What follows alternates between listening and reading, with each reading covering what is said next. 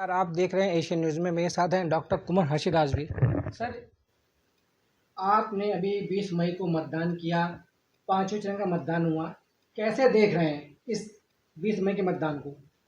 देखिए, वो 20 मई का जो मतदान था या आगे आने वाले समय के मतदान है या उससे पहले जो भी मतदान हुआ है, सभी में स्पष्ट दिखाई पड़ रहा है कि ये जो वर्तमान के आम चुनाव हैं, आम लोकसभा चुनाव हैं, ये एक तरफा बीजेपी के जीत के चुनाव हैं।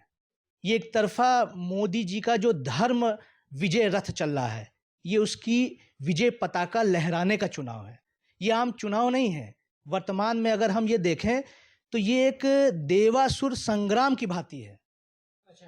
जिसमें एक तरफ दानव है और दूसरी तरफ देवता है, और जो देवता है वो वही है जो धर्म पे है। क्योंकि हमारे यहाँ कहा गया है, धर्मो रक्षति रक्षिता। जो धर्म की रक्षा करता है, धर्म उसी की रक्षा करता है। तो दानव कौन है, देवता कौन है? भाई, आप स्वयं जान रहे हैं। जो धर्म से विरुद्ध होकर बात कर रहे हैं, जो न्याय की बात नहीं कर रहे हैं, जो नीति की बात नहीं कर रहे हैं, वही दानव हैं। और देवता वही हैं जो हमारे समाज के उत्थान की बात कर रहे हैं, राष्ट्र नव निर्माण की बात कर रहे हैं। आप ऐसा कह रहे हैं, लेकिन आप तो समाजवादी पार्टी से लंबे अरसे से जुड़े हुए हैं। अभी हाल ही में आपने भारतीय जनता पार्टी ज्वाइन किया है। तो क्या नाराजगी है? आपके जो शब्द हैं इस तरह के हो रहे हैं। जी, देखिए, नाराजगी कोई नहीं है, ऐसी कोई समस्या भी नहीं है। लेकिन राजनीति जो है दो तरीकों से की जाती है। या तो आप स्वार्थ की राजनीति करते हैं, या तो सिद्धांत की राजनीति करते हैं। और यदि हमने स्वार्थ की राजनीति की होती तो 2017 में समाजवादी पार्टी की सरकार चली गई थी। उस समय ही हमने किसी अन्य पार्टी का दामन थाम लिया होता, या अन्य किसी पार्टी से हम जुड़ गए होते। जबकि ऐसा नहीं हुआ। हम सिद्धांत की राजनीति कर रहे थे। हमारी ये आकांक्षाएं थी, ये सोच थी। ऐसा हम सोच के बैठे थे कि समाजवादी पार्टी कोई ऐसे ये मान के चलिए कोई ऐसी विचारधारा अपनी लाएगी लोगों के सामने जिससे लोग उनसे जुड़ेंगे। लेकिन जब भी बात समाजवादी पार्टी ने पीडीए की, पिछड़ा दलित अल्पसंख्यक की, तो क्या सर्व समाज के लोगों को भूल गए? जब बात समाजवादी पार्टी ने राम मंदिर विरोध की, तो क्या ये भूल गए कि हमारा समस्त हिंदू समाज राम का भक्त है? जब इस तरीके की बात आएगी तो सर्व समाज के लोग आहत होंगे, हर सनातनी आहत होगा। और जब प्रहार सनातन पे होगा, जब प्रहार होगा देश के उस वर्ग पे जो एक बुद्धिजीवता को प्रदर्शित करता है, तो ऐसी समस्या आएगी ही आएगी। और उस परिवेश में, उस अवस्था में कहीं पर भी रह पाना मुश्किल हो जाएगा। क्योंकि राजनीति हमारी सिद्धांतों की है। हमारी एक अभिलाषा थी कि समाजवादी पार्टी पिछला दलित अल्पसंख्यक की बात ना करके वो बात करते नौजवानों की, वो बात करते रोजगार की, वो बात करते महिला सशक्तिकरण की, वो बात करते किसानों की, वो बात करते सीमा पे लड़ते जवानों की। जब ये बातें होती तो निश्चित तौर पे हम समाजवादी पार्टी का साथ देते। लेकिन एक तरफ जहां मोदी जी राष्ट्र के नवनिर्माण की संकल्पना की बात कर रहे हैं, राष्ट्र उत्थान की बात कर रहे हैं, हमारे देश के गौरव को बढ़ा रहे हैं, वैश्विक पटल पे भारत को एक नई ऊर्जा, नई शक्ति बना के खड़ा कर रहे हैं, तो हम निश्चित तौर पे भारतीय जनता पार्टी की बात करेंगे, उनका साथ देंगे। क्योंकि हम किसी के व्यक्ति जुड़ते हैं, हम उनके जो भी उनका सोच होती है, जो भी उनके नीति और नियम होते हैं, उनसे आकर्षित होकर जुड़ते हैं। किसी व्यक्ति विशेष से ना तो राजनीति में शत्रुता रखी जाती है, ना ही प्रेम रखा जाता है। तो अभी जैसे अखिलेश यादव, राहुल गांधी, केजरीवाल, ममता बनर्जी, ये सब एक साथ हैं, इसको लेकर क्या कहना चाहते हैं? देखिए, किसी के भी साथ होने से कोई फर्क नहीं पड़ने वाला। ये अश्वमेघ चल रहा है, और ये अश्वमेघ यज्ञ के घोड़े दौड़ा दिए गए हैं ये आम लोकसभा चुनाव 2024 में। और आप अश्वमेघ यज्ञ का मतलब समझते हैं। जिसको रोकना है, केजरीवाल रोक के दिखा दें अश्वमेघ यज्ञ का घोड़ा, ममता बनर्जी रोक के दिखा दें, अखिलेश जी रोक के दिखा दें, राहुल जी रोक के दिखा दें, कोई नहीं रोक पाएगा।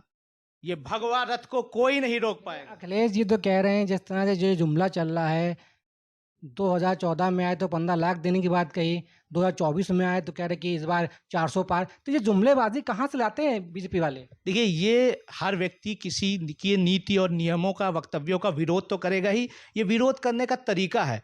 क्या आपने देखा नहीं कि राष्ट्र नवनिर्माण किस तरीके से हो रहा है? वैश्विक पटल पे अन्य देश के प्रधानमंत्री हमारे देश की कैसे वाह वाह कर रहे हैं।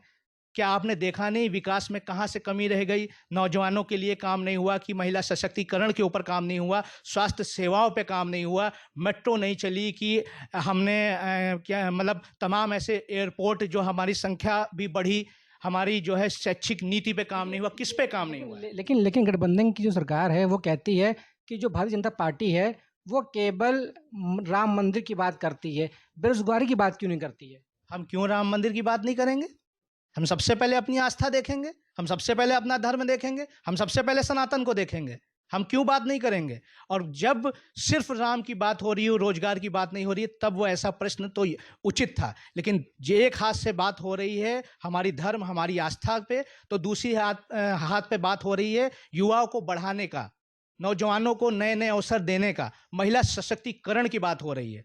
नित नए उद्योग लग रहे हैं, नित नई नवजीवन व्यवस्थाएं हो रही हैं। तो ऐसे में आप कैसे कह सकते हैं? और वो लोग बंदर बाट के लिए बैठे हैं, वो राष्ट्र निर्माण के लिए नहीं। जैसे कि आप एक एस्ट्रोलॉजिस्ट भी हैं जी तो क्या लगता है आपके विचारों के अनुसार कि जब 4 जून को परिणाम आएंगे जी। तो क्या कैसा माहौल रहेगा? देखिए, मैंने आपकी बात को, आपके प्रश्न को भी मैं समझ गया। जी, एक एस्ट्रोलॉजर के होने के कारण मैं ये कह सकता हूँ, बड़े विश्वास से कह सकता हूँ, और इसको आप मेरी भविष्यवाणी भी कह सकते हैं जी, कि हमारे यशस्वी प्रधानमंत्री की जो लग्न है वो वृश्चिक लग्न है और मंगल उसमें स्वग्रही बैठा हुआ है। 2011 से हमारे देश के यशस्वी प्रधानमंत्री आदरणीय मोदी जी की चंद्रमा की महादशा चल रही थी, जो कि 21 में समाप्त हुई। चंद्रमा उनके भाग्येश था। आपने देखा होगा उनके भाग्य से राष्ट्र को एक नई पहचान मिली, नए आयाम बने, वैश्विक पटल पे देश ने किस प्रकार की उपलब्धि की। उसी प्रकार वर्तमान में उनकी जो 7 वर्ष की महादशा चल रही है वो मंगल की चल रही है, जो 2021 से प्रारंभ हुई है और 2021 से 28 तक अनवरत यज्ञ चलेगा। धर्म की पताका चारों दिशाओं में फैलेगी, सनातन हर जगह भगवा लहराएगा, सनातन की जो है ध्वजा हर घर में फैलेगी। हर भारतीय जनता पार्टी कितनी सीट ला रही है? 4 जून को कितनी सीट आएगी? निश्चित तौर पे प्रचंड बहुमत से जीतने जा रही है भारतीय जनता पार्टी, सीट कितनी आएगी? जो कि हमारा नारा है 400 पार। भारतीय जनता पार्टी का नारा है 400 पार। और जब हमने एक अपने हृदय में, अपने मानस पटल में, और जो जनता ने जब स्पष्ट बहुमत जब 2 बार दिया है, तो तीसरी बार हम उन्हीं से अनुमति लेके आए हैं, उनके हृदय से निकल के आए हैं। और ये सरकार तो आपने देखा होगा कि ये विकास की सरकार रही है, तो तीसरी बार भी हम कह सकते हैं कि 400 पार होगा तो होगा ही। उत्तर प्रदेश में कितनी आएगी? उत्तर प्रदेश में निश्चित तौर पे कोई अन्य पार्टी कोई भी सीट जीतते नहीं दिखाई दे रही है। 80 सीट में कितनी लाई बात है? मैं अपने एक भारतीय जनता पार्टी का एक सदस्य होने के नाते, एक सनातनी होने के नाते ये गर्व से कहना चाहूँगा कि 80 में से 80 सीटें भारतीय जनता पार्टी जीते।